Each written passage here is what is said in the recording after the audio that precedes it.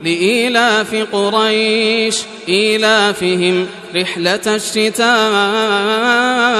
والصيف فليعبدوا رب هذا البيت الذي أطعمهم من جوع وآمنهم من خوف. أرأيت الذي يكذب بالدين فذلك الذي يدع اليتيم ولا يحض على طعام المسكين فويل للمصلين الذين هم عن صلاتهم ساهون الذين هم يراءون ويمنعون الماعون.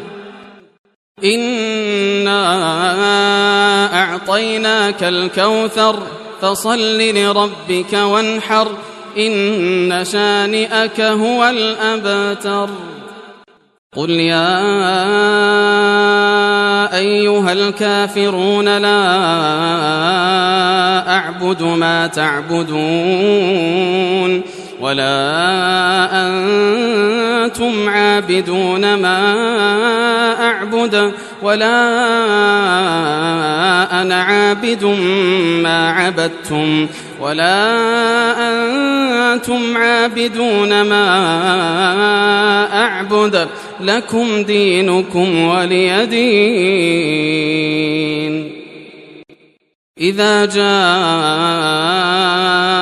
نصر الله والفتح ورأيت الناس يدخلون في دين الله أفواجا فسبح بحمد ربك واستغفره إنه كان توابا.